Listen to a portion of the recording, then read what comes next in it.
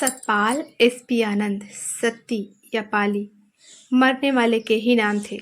जब मैं इस घर में ब्याह कर आई थी तो सामाजिक संबंध में वह मेरा देवर था।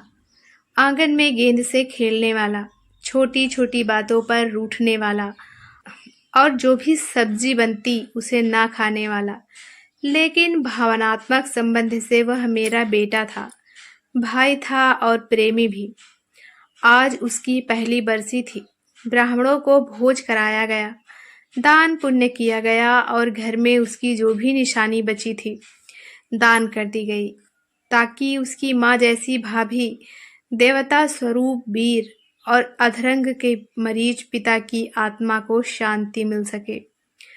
मरने वाले की आत्मा क्या मालूम कहाँ जन्म ले चुकी हो, या अभी भी इस घर में अथवा अपनी मंगेतर के घर में भटकती घूम रही हो सकता है ताया की पुत्रवधू संतोष के चौबारे पर आ बैठती हो।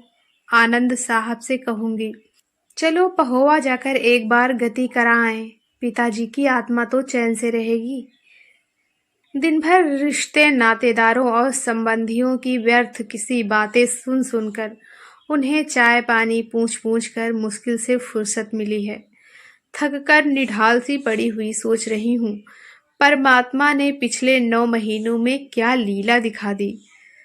सत्ती अपनी उम्र के आखिरी 9 माह पिछले 23 वर्षों से भी अधिक लंबे करके जी गया। गले के कैंसर के बारे में डॉक्टर पुरी की रिपोर्ट मिलने के बाद उसने 9 महीने की आयु कैसे गुजारी यह मरने वाला ही जानता था, या फिर मैं। कैंसर के रोगियों के विषय में मैंने जो कुछ पढ़ रखा था वह आधा झूठ था। सच तो वह था जो हम पर बीता था। बीए करके 1 साल की बेकारी के बाद सत्ती को नौकरी मिली और मंगनी हुई। अभी पूरा साल भी नहीं बीता था कि गले में हो रही खारिश का नाम कैंसर बन गया, जिसकी रिपोर्ट देते हुए डॉक्टर पुरी, जो रिश्ते में मामा भी लगते थे, कि पूरी चांद पर पसीने की बूंदें चमकने लगी थीं। उन्होंने मेरे और आनंद साहब के कंधे पर हाथ रखकर कहा था, बेटा 6 महीने बाद यह अपना नहीं रहेगा। इलाज का कोई लाभ नहीं। यदि पैसे खर्च करना ही चाहते हो तो कहीं धर्मार्थ लगा दो, मात्र नाम के लिए मैं दवा देता रहूंगा। लेकिन डॉक्टर पुरी को क्या मालूम कि बिना कोई चारा किए जीना कितना कठिन होता है। शाम के समय मैंने 17,000 रुपए वाली साझे खाते की पासबुक उसके बीर के आगे रखकर कहा, यह पैसा हम किसके लिए बचा कर रखेंगे। विवाह के साल भर बाद मुझे सिजेरियन ऑपरेशन से एक बच्ची हुई थी, लेकिन मैं उसे 6 महीने भी दूध ना पिला सकी। जिसने दी थी उसी ने वापस बुला ली थी। तभी मैंने नौकरी छोड़ दी थी। किसके लिए इतना धन इकट्ठा करना था। सत्ती की रिपोर्ट लाकर हम पिताजी के कमरे में दरवाजे के पास खड़े थे, कागज थामे। वह हमें इस तरह देख रहे थे मानो हम शॉपिंग करके लौटे हों और उनके लिए फल लाए हों। हम उनकी वह नज़र झेल नहीं सके, जल्दी ही अपने कमरे में चले गए। सत्ती अभी दफ्तर से लौटा नहीं था। उसे कैसे बताएंगे, यह सवाल आनंद साहब ने मुझसे किया और फिर खुद ही आंखों पर हाथ रखकर रो दिए। मेरे भी आंसू निकल आए, लेकिन मैंने जल्दी ही आंखें पोंछकर पति को दिलासा दिया कि यह काम मैं करूंगी। मुझे लगा कि सास के बाद यह जिम्मेदारी मेरी ही है। मैं इस घर की माँ हूँ। सोचा, यदि मैं रो पड़ी तो फिर सत्ती रोएगा, पिताजी रोएंगे, यह घर कैसे चलेगा। रात में आनंद साहब सैर करने चले गए। पिताजी खा पी कर सो गए तो मैं सत्ती के पास कैंसर की बातें करने लगी। हम रोगियों के विषय में पहेलियां सी बूझते रहे। आखिर हम उस जगह पर पहुंच गए जहां रोगी बाकी बचे जीवन को सुखी बनाने के लिए संघर्ष करते हैं और बिना दुख के ही मौत कबूल कर लेते हैं। और फिर मैंने डॉक्टर पुरी का फैसला शक बनाकर कह डाला, सुनकर वह डरा नहीं, लेकिन उसके चेहरे की मुस्कान लुप्त हो गई। बोला, मैं खुद ही डॉक्टर पुरी से पूछूंगा। मैंने रिपोर्ट उसके आगे रख दी। उस पर कैंसर तो नहीं लिखा था, डॉक्टर की भाषा में कुछ और ही था। उसने एक बार देखकर रिपोर्ट उसी तरह करके टिका दी। एक बार खांसा और उठकर अपने कमरे में चला गया। मैं खड़ी देखती रही। वह 2-3 मिनट अपनी मेज का सामान इधर उधर करता रहा और फिर बाहर बरामदे में आकर रुक गया। सामने गेट के पास क्यारी में लगे फूलों की ओर देखता रहा। मुझे लगा, लो यह मौत का चक्कर शुरू हो गया। रात में आनंद साहब आए। पलंग पर लेटकर सिगरेट सुलगाकर बोले, हम सत्ती का इलाज करवाएंगे। कई मरीज 10-10 साल जी जाते हैं। वे अपने मित्रों से सलाह मशवरा करके आए थे। मैंने 2000 रुपए निकालकर उनके सामने रख दिए। वे खींच उठे। गुस्से में बोले तो मुझे ख्याल आया कि खर्च तो मुझे ही करना है, इलाज भी मैंने ही कराना है। पति से माफी मांगकर मैं सत्ती के कमरे में गई तो देखा वह सो रहा था। सुबह सत्ती के लिए चाय लेकर गई तो वह अभी उठा नहीं था। उसके लंबे घुंघराले बाल उसके सुनहरे माथे पर आए थे। चौड़ा मस्तक, घने पर छोटे बालों वाली भौहें और उनके बीच बारीक बारीक रोएं से मुझे शुरू से ही अच्छे लगते थे। कहते हैं परमात्मा जिसे बहुत रूप देता है उसे जल्दी ही उठा लेता है। मन हुआ बालों को हटाकर उसका माथा चूम लूं।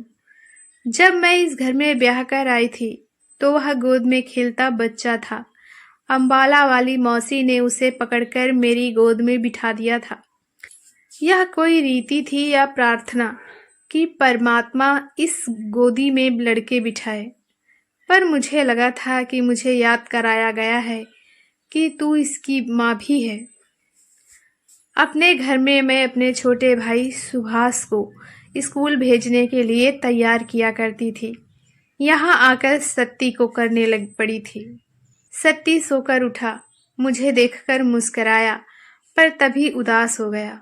शायद उसे मेरे मुस्काते चेहरे के नीचे छिपी उदासी दिखाई दे रही थी। आनंद साहब भी पास आकर खड़े हो गए थे, लेकिन उनका मुख खिड़की की ओर था। बोले, सत्ती तू फिक्र न कर, इसका इलाज हो सकता है। हम आज क्रिश्चियन अस्पताल चलेंगे। अस्पताल में डॉक्टर जोसेफ का यह कहना, जान बख्शना तो खुदा का काम है, इलाज करना बंदे को। आओ खुदा के नाम से शुरू करें। हमें कोई तसल्ली न दे सका, फिर भी इलाज चलता रहा। नोट कागज के पुर्जों की भांति उड़ते रहे। 1 महीने के इलाज के बाद जब रोग खूब बढ़ गया तो फिरोजपुर के एक साधु का इलाज चला।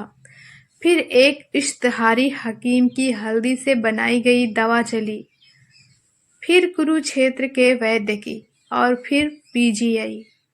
मेरी हमेशा यही कोशिश रहती थी कि सत्ती अकेला न रहे। हम ताश, कैरम व अन्य खेल खेलते या फिल्में देखने चल पड़ते। ताश वह अंगूठे और उंगली को थूक लगाकर बांटता था। रोटी खाता तो मेरी कटोरी से बुरकी लगा देता। शर्त लगाता तो मेरे हाथ पर हाथ मारता। मैं डर जाती। एक दिन डॉक्टर पुरी के पास गई। वे बोले, कैंसर छूत का रोग नहीं है, लेकिन परहेज में क्या हर्ज है। मैं ऊपर से हंस देती, लेकिन अंदर से डरती। पर कभी कभी मेरा प्यार इतना जोर मारता कि मैं सब कुछ भूल जाती।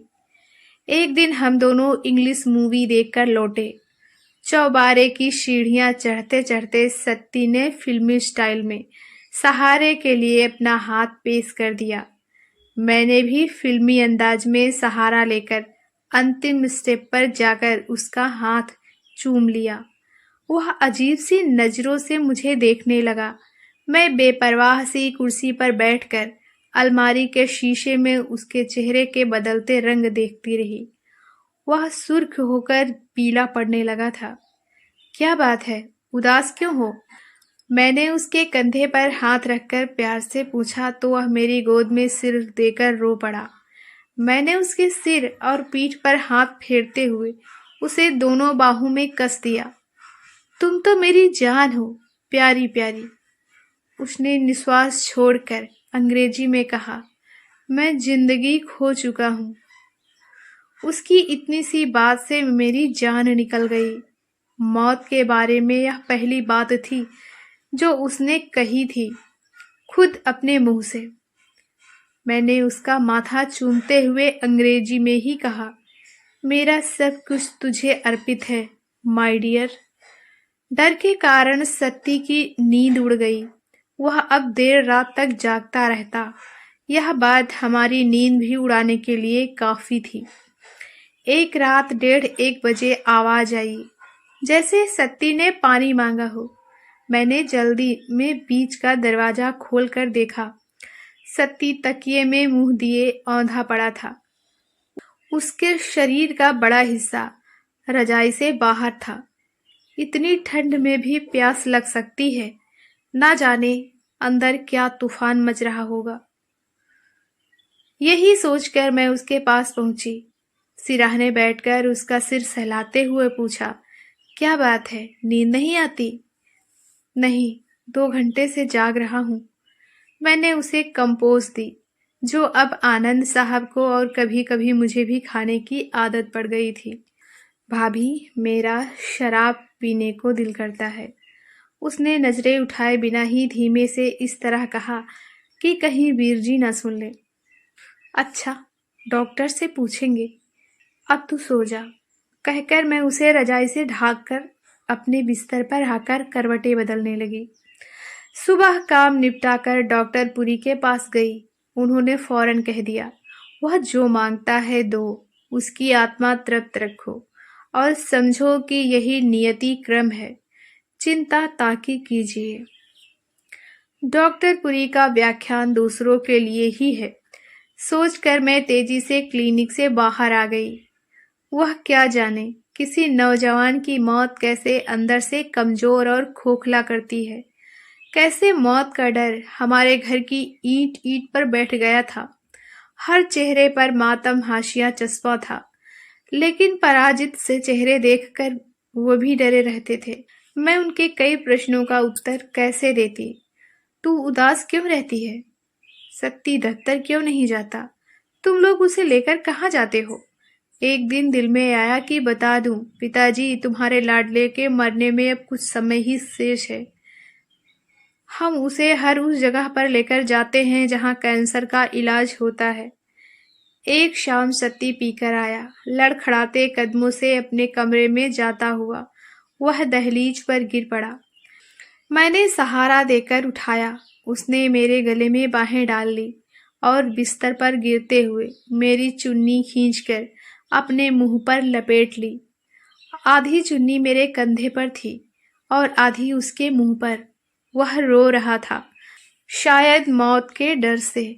मौत से पहले आदमी अपनी असफल कामनाओं के बारे में क्या सोचता है, मैंने सोचा और डर गई।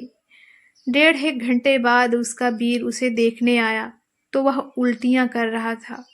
उसमें खून के धब्बे थे, जो मैंने आनंद साहब की नज़र से बचाकर जल्दी से पोंछ दिए। अगले दिन इतवार था।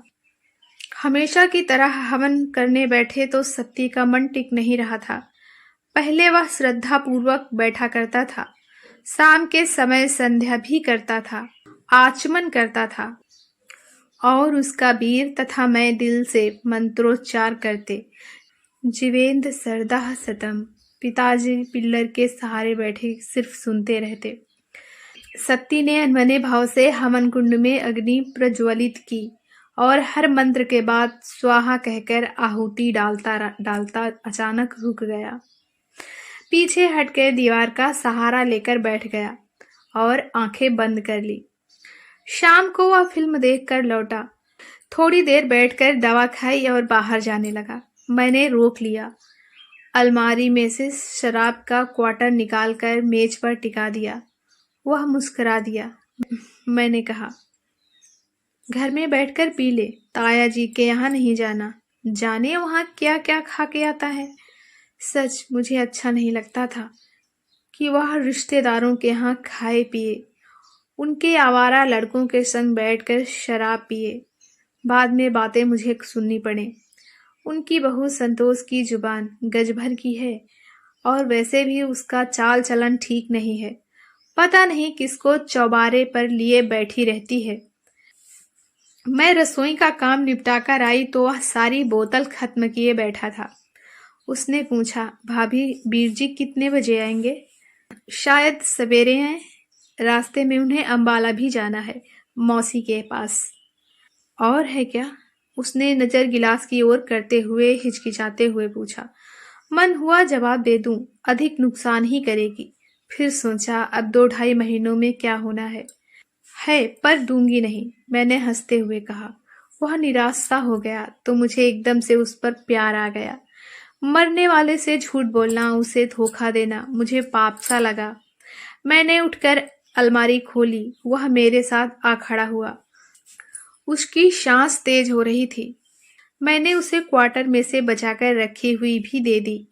उसने शीशी पकड़कर मेरे कंधे चूमकर रस्मी तौर पर धन्यवाद किया। शायद कुछ और भी कहा था, लेकिन मैंने वह सुना नहीं। एक लहर मेरे शरीर को कपाती हुई सी निकल गई। मैं सामने कुर्सी पर बैठ गई थी। वहां बैठकर उसे देखती रही। उसने दूसरा गिलास रखकर उसमें भी उड़ेल दी। ना जाने उसे मेरे दिल की बात कैसे मालूम हुई। आदमी ज्यों-ज्यों मौत के करीब होता है, उसकी छठी ज्ञानेंद्रिय तेज होती जाती है। शायद मेरे ना करते भी उसने मुझे बाहों में कसकर दवा की तरह वह तीखी कड़वी चीज पिला दी। जीवन में 2 बार पहले भी मैंने यह पी थी। एक बार कुंवारी थी मैं, तब सहेली के घर। तब तो कुछ पता ही नहीं चल पाया था, और दूसरी बार आनंद साहब के साथ मिलकर पी ली थी। अच्छी खांसी चढ़ गई थी। बहुत कड़वे मीठे अनुभव हुए थे, लेकिन सुबह उठने के बाद मेरी तबीयत इतनी खराब हो गई थी कि फिर तो कभी मुंह लगाने से मैं डरती रही। लेकिन उस दिन प्यारे सत्ती का कहना ना ठुकरा सकी। यूं लगता था कि मैं उसकी कोई भी बात ठुकराने योग्य नहीं रही। वह कहकर तो देखे। मैं रोटी परोस कर लाई तो उसके हाथ बुरकी तोड़कर मुंह में डालते हुए गलतियां कर रहे थे। दरअसल बुरकी तोड़ते हुए, सब्जी लगाते हुए भी उसकी नजर मुझी पर टिकी थी। उसने खाना बंद कर दिया। सहसा तेज स्वर में भाभी जी कहकर मेज पर बाहें टिकाकर बैठ गया। मैंने प्यार से उसका सिर सहलाते हुए कहा, सत्ती चल उठ, लेट जा, सो जा। उसने चेहरा ऊपर उठाया तो लाल सुर्ख हो रहा था। आंखें भी लाल थी। मैं समझ गई कि वह क्या चाहता है। मेरा दिमाग शून्य होता जा रहा था। मैं सोच रही थी कि हिंदू धर्म उस आत्मा के लिए क्या कहता है जो नारी प्रेम के लिए भटकता हुआ अपना शरीर छोड़ जाए। मैं उसे सहारा देकर उसके बिस्तर तक ले गई। मुझे लगा मेरे पैर भी ठीक से नहीं टिक रहे हैं। मुझे लगा मेरे पैर भी ठीक से नहीं टिक रहे थे। रजाई उस पर ठीक करके मैं टहलने लगी। रजाई उस पर ठीक करके मैं हटने लगी तो उसने मेरी बाँह पकड़ ली। बोला, भाभी मुझे एक बार निर्मल से मिला दो। मेरे अंदर से हूक निकल गई। मैं कहाँ से लाऊं तेरे लिए निर्मल? मेरे प्यारे सत्ती, वह तो तुझे एक बार भी देखने नहीं आई। तेरा ससुर आया था, हाल चाल पूछकर चला गया। विवश होकर दिल पर एक बोझ लेकर मैं उसके बिस्तर पर बैठ गई। उसे चूमा और प्यार से उसका सिर उठाकर अपनी गोद में ले लिया। उसने बेबसी से बाहें फैलाई और मुझे बाहों की सख्त पकड़ में ले लिया, जैसे डरा हुआ बच्चा अपनी माँ से चिपट जाता है। एक बार तो मैं जड़ हो गई। फिर ना उसे भान रहा ना मुझे कि हम कौन थे। मैं उसकी भाभी थी, बहन थी, माँ थी या पत्नी। मेरे सामने उसका चमकता माथा, घनी भौहों और पतले होठों वाला चेहरा था।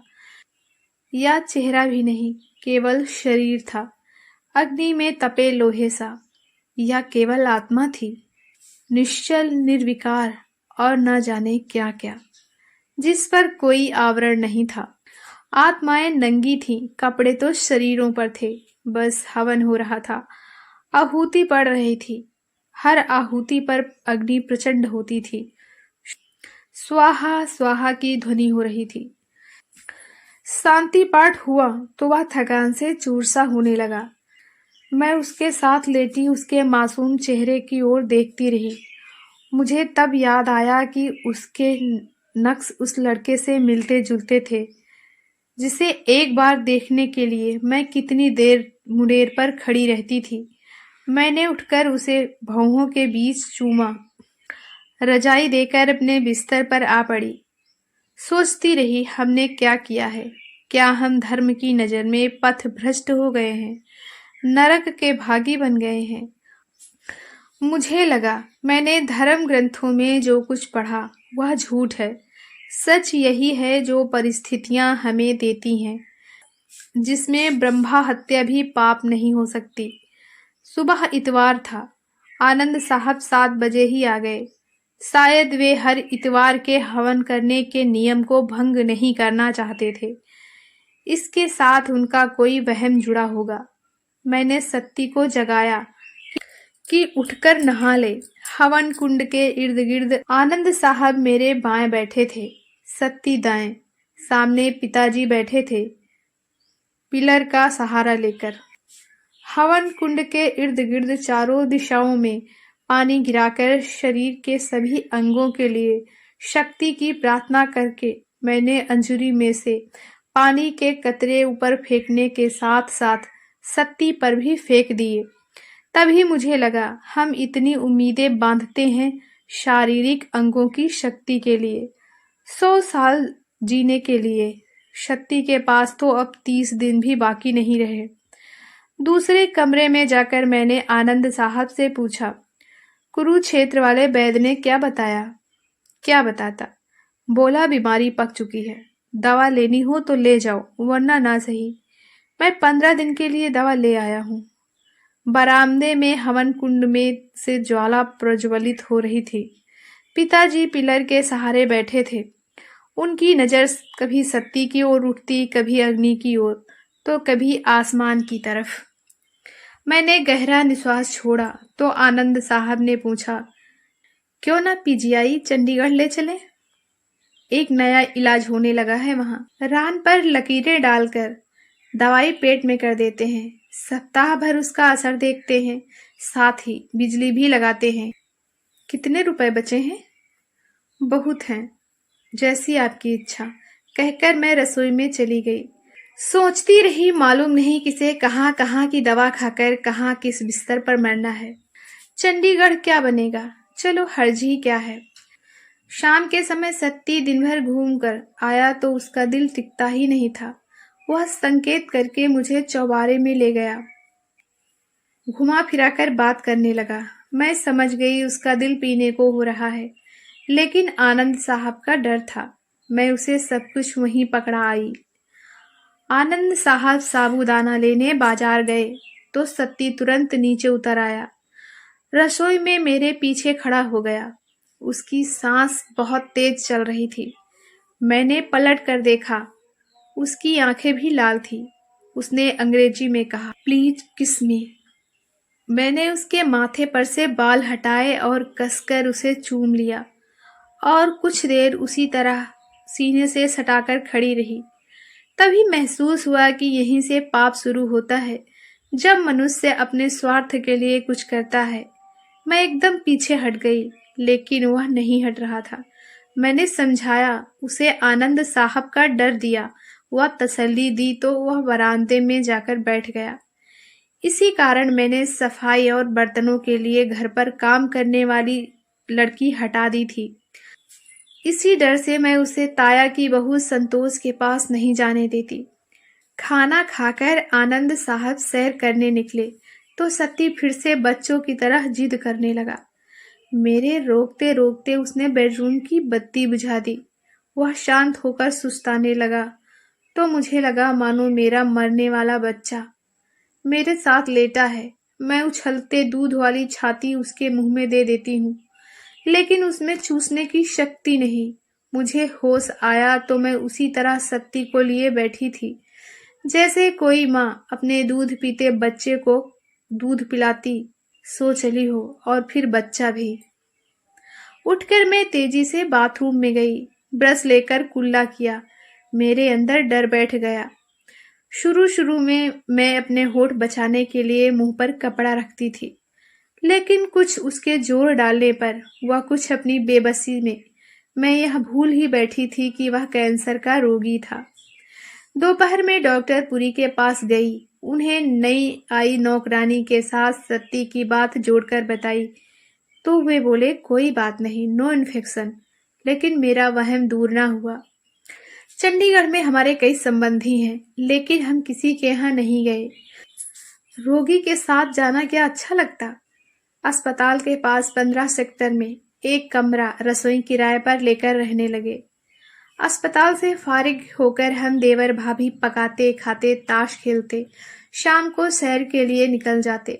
शॉपिंग सेंटरों में लोगों की भीड़ में सत्ती का मन लगता था। वह जो भी पसंद करता मैं उसे खरीद देती। कई कॉस्मेटिक्स वह मेरे लिए भी पसंद करता, मैं वह भी खरीद लेती। एक दिन उसने एक स्कार्फ पसंद किया, इतने गहरे लाल नीले पीले रंगों का। वह स्कार्फ मुझे क्या अच्छा लगता भला, लेकिन सत्ती की ख्वाहिश थी। यह जिद, मुझे दुकान से वही बांधकर उसके साथ चलते हुए घर तक जाना पड़ा। उसी को बांधकर बिस्तर पर लेटना पड़ा। सर्दी जा चुकी थी तो भी वह चाहता था कि रात को दरवाजे खिड़कियां बंद रहें। नारी को देखने की उसकी भूख मिटती नहीं थी।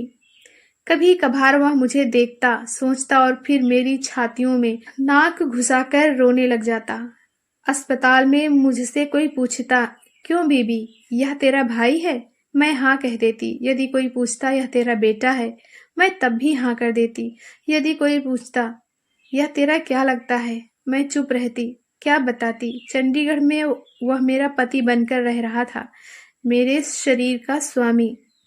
अब औरत उसके लिए कोई भेद, कोई रहस्य नहीं रही थी। एक रूटीन बन गई थी। उसका अपना शरीर दिनों दिन कमजोर होने लगा था। बिजली के इलाज के कारण या उसकी मानसिक अवस्था के कारण, कुछ निश्चित कहा नहीं जा सकता। उसकी जिद व मांग भी कम होने लगी थी। खाने पहनने से भी उसका जी उचाट होने लगा था। वह कभी शराब पीता, कभी समाधियां लगाता, तो कभी गीता के श्लोक उच्च स्वर में पढ़ता रहता। नयनम छिंदति शस्त्राणी। मैं सोचती कि बार बार उसका यह श्लोक पाठ किसी को कैसे सहारा दे सकता है। आत्मा के अमर अजर होने से उसे क्या फर्क पड़ता है। पीजीआई का कोर्स पूरा करके हम घर लौटे तो अब उसे दलिया खाना भी मुहाल हो गया था। कभी कभी हालत एकदम बिगड़ जाती, सांस लेना मुश्किल हो जाता। वह सुबह से शाम तक बरामदे में अपनी खाट पर लेटा गेट की ओर देखता रहता। कभी कभी अचानक डर जाता। उसकी बांह, टांग या सारा शरीर कांप जाता, जैसे बच्चे सपना देख कर डर जाते हैं। शाम को चाय के समय पिताजी ने सत्ती को बुलाया। वह सामने कुर्सी पर आ बैठा। पिताजी देखते रहे, फिर कुछ फुसफुसाकर हाथ जोड़कर उन्होंने आंखें मीच ली। मैंने सत्ती को संकेत करके उठा दिया।